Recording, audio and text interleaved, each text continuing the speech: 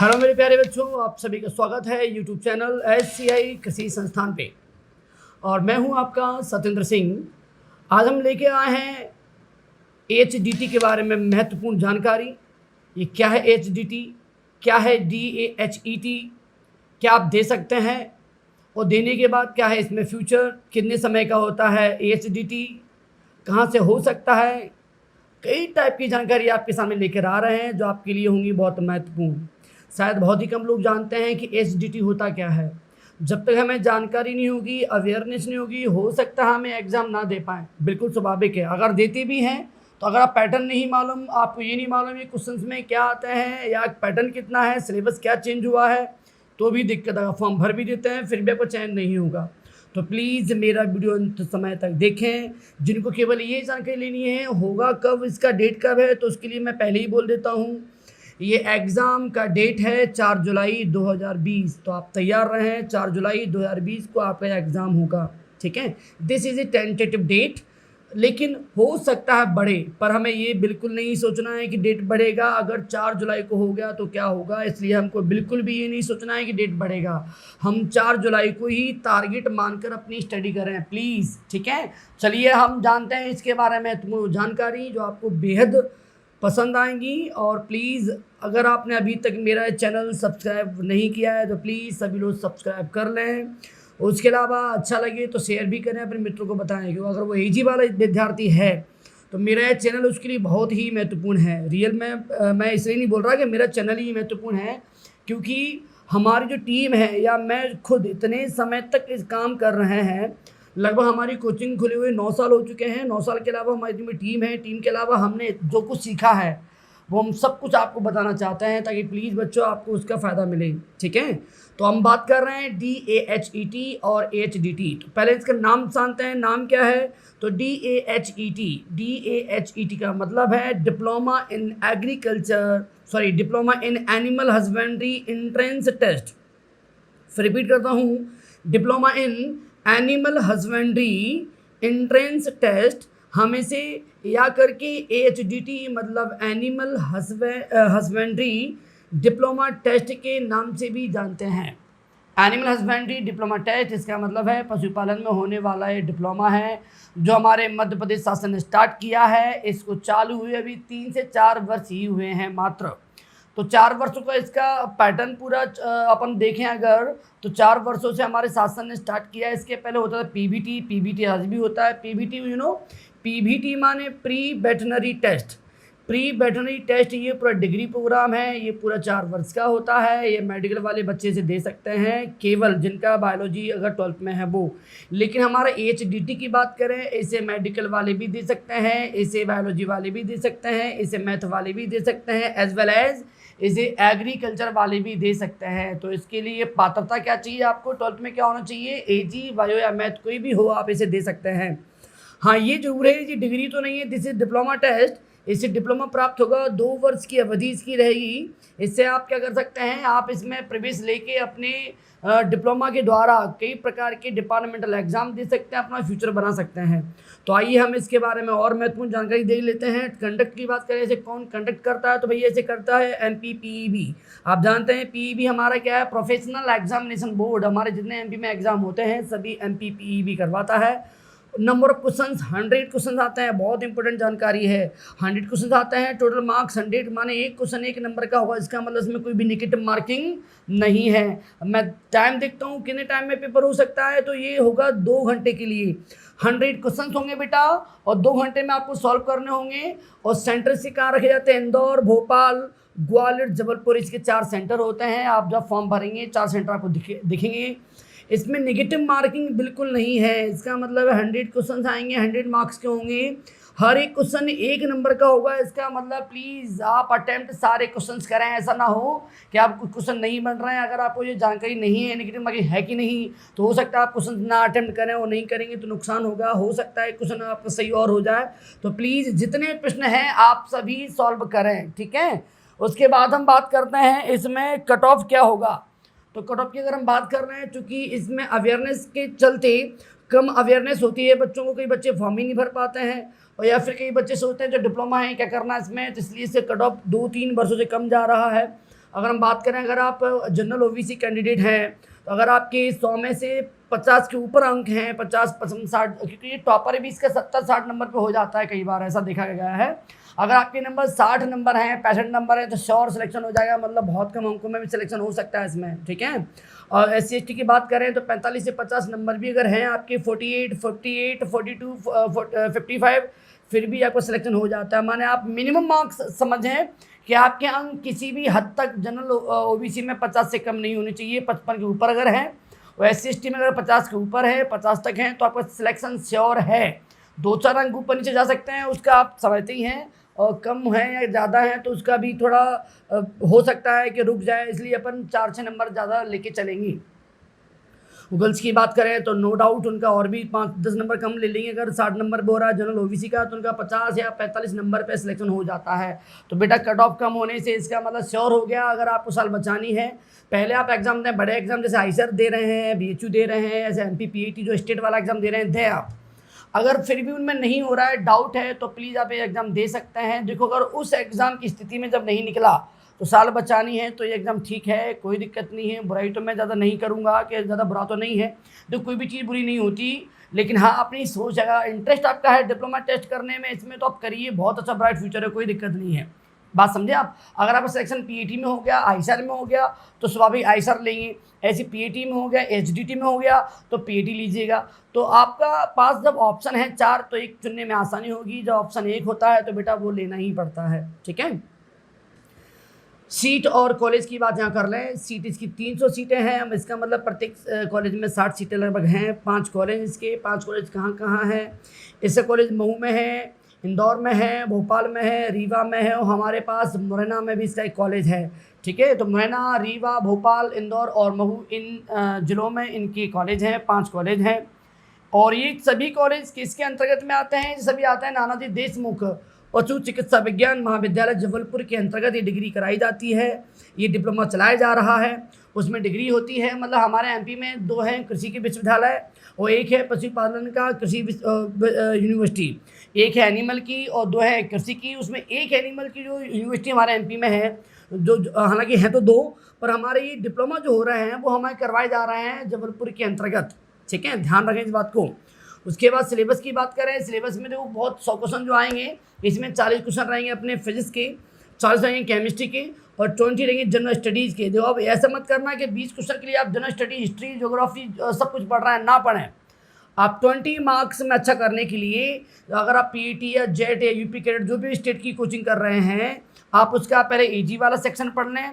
वो AG section के अलावा आप अन्य किताब बिल्कुल ना पढ़ें प्लीज़। क्या होता है, अपन कुछ नंबर लेने के चलते अन्य नंबर खो देंगे। आप अधिक से अधिक समय फिजिक्स और केमिस्ट्री में दीजिए। आपके फिजिक्स केमिस्ट्री हर स्टेट के एग्जाम में है, आप उसे बहुत स्ट्रॉन्ग कीजिए। जितना भी अब कराया जा रहा है बहुत अच्छा पावरफुल कीजिए। उसके अलावा आप अपना AG सेक्शन अच्छा करें, क्योंकि आपके अन्य एग्जाम में काम आएगा, यहाँ तो काम नहीं आएगा, लेकिन उससे चलते जो जनरल क्वेश्चन हैं, सामान्य क्वेश्चन हैं, वो आपको बन जाएंगे। आप प्लीज़ अतिरिक्त बुक ना पढ़ें, ऐसा ना करें SSC वाला GS पढ़ने लगे, IAS वाला GS पढ़ने लगे। आप पढ़ तो लेंगे पर उससे कोई फ़ायदा आपको ज़्यादा नहीं होने वाला, बल्कि नुकसान ही होगा। हम कम से कम समय में कम से कम चीज़ में कैसे सिलेक्शन लें वो जानकारी होनी चाहिए, वे अच्छा आना चाहिए, तो आपका सिलेक्शन जल्दी हो जाता है। तो 40 क्वेश्चन बिठाएंगे फिजिक्स, 40 केमिस्ट्री, 80 हो गए। 80 के अलावा 20 आएंगे जनरल स्टडीज़। जनरल स्टडी में सामान्य ज्ञान जिसे बोल सकते हैं। टेंशन ना लो, इसके लिए अलग किताब नहीं पढ़नी। फिर भी और डिटेल चाहिए हो तो मेरी डिस्क्रिप्शन में आप लिंक पे जाइए, बहुत सारी लिंक दी गई हैं, बहुत एप्लीकेशन की लिंक दी गई हैं, हमारे यूट्यूब चैनल की, व्हाट्सएप को भी कई टाइप की लिंक दी गई हैं जो आपको हर तरह से फ़ायदा देगा, ठीक है।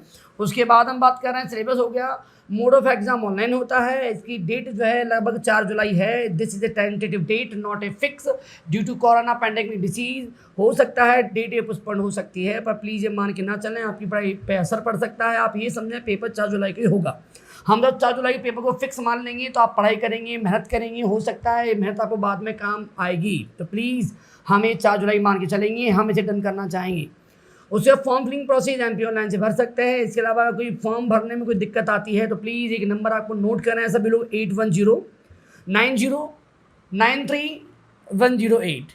ये नंबर मैंने आपको दिया है, वो एक हमारी टीम है जो फॉर्म भरती हैं, तो वो आपको पूरी जानकारी देंगी। कोई भरने में समस्या है, कोई डिफ़िकल्टीज़ है, उसको सॉल्व करेंगी, तो प्लीज़ कॉन्टैक्ट 28109093 नंबर पर कॉन्टैक्ट करें। आप कोई दिक्कत आती है तो फॉर्म फिलिंग प्रोसेस में, अभी फॉर्म खैर नहीं आए हैं, आप टेंशन मत लो। आप मेरे चैनल से जुड़े रहना, टाइम टू टाइम ग्रुप के अलावा कोई लिंक दिखेंगी नहीं मेरी, उसमें एक लिंक फेसबुक पेज की है, जिसमें हर डे में कोई ना कोई पोस्ट डाली जाती है, वो आपके लिए बहुत हद तक इम्पोर्टेंट है।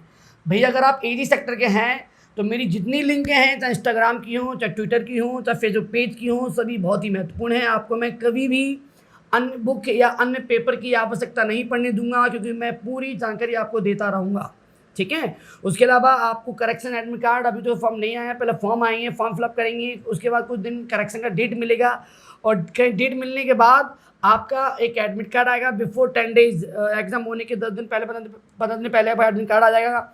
एडमिट कार्ड आने के बाद एग्ज़ाम होगा, एग्ज़ाम होने के बाद रिजल्ट आएगा, रिजल्ट में हो सकता है 20 से 30 दिन का समय लग जाए। उसके बाद आपको काउंसलिंग होगी, आपको कॉलेज चूज करना पड़ेगा, चूज होने के बाद कॉलेज आपका सिलेक्शन हो जाने के बाद आप उस कॉलेज में जाके रिपोर्टिंग करेंगे, ध्यान रखना। उसके बाद रिपोर्टिंग करेंगे, तो प्रोसीजर है थोड़ी थोड़ी, आप ध्यान रखें, ठीक है। ड्यूरेशन कितना होता है, तो ये डिप्लोमा भैया 2 साल का डिप्लोमा है, जिसमें 4 सेमेस्टर आपके होंगे। स्कोप की बात करूँ तो भैया इसमें बहुत बड़ा स्कोप है। बड़े का मतलब ये है, अगर आप 2 साल के हिसाब से, अगर आप ये डिप्लोमा करने के बाद अगर आप अच्छी डिग्री अच्छा प्लेसमेंट ले लेते हैं, अगर आप जो है अच्छा कुछ कर लेते हैं, इसमें देखा गया कि डिपार्टमेंटल टेस्ट होते हैं, जिसके द्वारा हम डिप्लोमा करने के बाद हम अपना खुद का क्लिनिक खोल सकते हैं एनिमल का, हम पपीज़ हाउस खोल सकते हैं, हम ब्रीडिंग हाउस खोल सकते हैं, हमें परमिशन लाइसेंस मिल जाता है, हम पशु इलाज भी कर सकते हैं, हम आसपास के ज़िलों में जाके इंस्पेक्शन भी कर सकते हैं। तो हम सब मिला के ये है कि 2 साल के कार्यकाल के बाद हम एक डिपार्टमेंटल एग्ज़ाम देंगे, अगर उसमें हो जाता है तो हम मंथली सैलरी फिक्स हो जाएगी, गवर्नमेंट ऑफिसर बन जाएंगे। अगर वो भी नहीं हो पाता है तो आप लाइसेंस लेके अपना खुद का एक बड़ा सा एक एनिमल हस्बेंड्री टाइप का क्लिनिक खोल सकते हैं, जिसमें मेडिसिन उसको उपचार हेतु की चीज़ रख सकते हैं, अपना जीवन यापन के लिए बहुत अच्छी बेहतर अपन मतलब मैनेज कर सकते हैं। मतलब गारंटी जॉब की 100% है, government as well as private दोनों मिला के। एलिजिबिलिटी एज की फैक्टर बात करूँ तो कुछ नहीं, आपका 70 या इससे अबव एज होना चाहिए। इसमें एजी, बायो, मैथ तीनों स्ट्रीम वाले विद्यार्थी इसे दे सकते हैं। चूँकि मैंने वीडियो कम से कम टाइम में बनाया है ताकि आपको कम से कम टाइम में पूरी नॉलेज मिल सके। मैं चाहता वीडियो खींच सकता था 1 घंटे के लिए, और भी चीज़ बता सकता था, पर मेरे ख्याल से आपको अधिक जानकारी लिए अधिक और इन्फॉर्मेशन चाहिए हो तो आप मुझसे जुड़े रहिएगा। आपको एक ऐसा नहीं कि एक ही बार में बता के रह गया, आपको एनिमल हस्बेंड्री में जितने भी समय समय पर चेंजेस होते रहेंगे, मैं आपको नए नए वीडियो अपलोड करता रहूँगा। इसके लिए आप जुड़ें और सभी मित्र को जुड़ा है। प्लानिंग की बात करूँ तो प्लानिंग में कुछ नहीं करना आपको, बस फिर से बोल रहा हूँ, जनरल स्टडी के चलते ऐसा मत करना कि नई बुक पढ़ के बैठ मत जाना। आप अपना जो पीईटी एग्जाम दे रहे हैं एमपी का, या फिर राजस्थान का जेट एग्जाम दे रहे हैं, या फिर यूपी में यूपी कैडेट, मतलब जो भी आप एग्जाम कोचिंग कर रहे हैं, आईसीआर भी जो कुछ भी, बस उसे ही फोकस करो अधिक से अधिक। इतना फोकस करो कि आप जब एग्ज़ाम देने जाओ तो ये तो केवल चुटकी में निकलना चाहिए, अलग से स्टडी नहीं करनी होती इसकी। कई बच्चे सोचते हैं हम पीईटी कर रहे हैं और एचडीटी कर रहे हैं तो कौन सा कर रहे हैं। भैया अगर आप पीईटी कर रहे हैं तो ये एग्ज़ाम तो निकलना ही है 100%। तो प्लीज़ इस टाइप का आपके मन में विचार आ रहे हैं तो छोड़ दीजिए इसको। हाँ, एक बात और, पीबीटी अलग चीज़, उससे डॉक्टर बनते हैं, दिस इज डिग्री। इससे डॉक्टर नहीं बनेंगे अपन, डॉक्टर इन द सेंस है डिग्री नहीं मिलेगी इससे आपको। डिप्लोमा करके हम डिपार्टमेंटल एग्ज़ाम निकाल के डॉक्टर की तरह काम कर सकते हैं, इतना ज़रूर है। हमें सैलरी, हमारे की डिपार्टमेंट की जॉब निकलती है बहुत सारी, उसमें पेपर दे के क्वालिफाई होके हम अपना जीवन यापन कर सकते हैं। कंपाउंडर आदि की पोस्ट इसमें आती हैं, वो दे सकते हैं। उसके अलावा एनिमल हस्बेंड्री में बहुत सारे टेस्ट होते हैं, वो दे सकते हैं। उनको फाइट करके हम गवर्नमेंट अधिकारी भी बन सकते हैं। ये सब होता है नो डाउट, पर डिग्री चीज़ नहीं है। डिग्री होती है पीबीटी, प्री वेटनरी टेस्ट। उसके लिए आपको 12th में बायोलॉजी होना चाहिए, वो स्पेशली होती है नीट वाले बच्चों के लिए। नीट वाले बच्चे से दे सकते हैं, हम ना नहीं कर रहा, पर एजी वाला बच्चा जिसका 12th में एजी है वो पीबीटी नहीं दे सकता, वो एचडीटी दे सकता है। ध्यान रखना, कई बच्चे नहीं जानते हैं तो फिर उनको बहुत ज़्यादा लॉस होता है। मैं इतना ही कहूँगा बेटा, बाद में अगर सिलेक्शन चाहिए हो तो आप अपना जो एग्ज़ाम स्टेट का दे रहे हैं, आईसर बीएचयू दे रहे हैं, तो बहुत फोकस कीजिए। और सबसे बड़ी बात बेटा, ये बताने वाला हूँ, 3 जून से हम नए बैच स्टार्ट कर रहे हैं ऑनलाइन, और स्पेशल फोकस होगा उसके लिए पीएटी का, जेट का, यूपी कैटेट का और हमारा एचडीटी का। अगर आप ये चारों एग्ज़ाम की तैयारी कर रहे हैं तो प्लीज़ 3 जून से मेरे लाइव चैनल पे आइए। कुछ चार्जेस है, फुल डिटेल आपको मेरी लिंक पे मिल जाएगी। लिंक पे अगर नहीं मिली तो मेरी आप लिंक पे जब क्लिक करेंगी तो उसमें जितनी पोस्ट हैं सबके द्वारा आपको मिल जाएगी। फिर भी दिक्कत आती है तो मेरे नंबर पे 8889593110 पे कॉल करें, मुझे सीधे बात करें, मैं आप सीधे बात करूंगा, जो भी डाउट है आप क्लियर करूंगा। तो 3 जून से लाइव बैच स्टार्ट हो रहे हैं, तो प्लीज़ अधिक से अधिक लोग भाग लीजिए।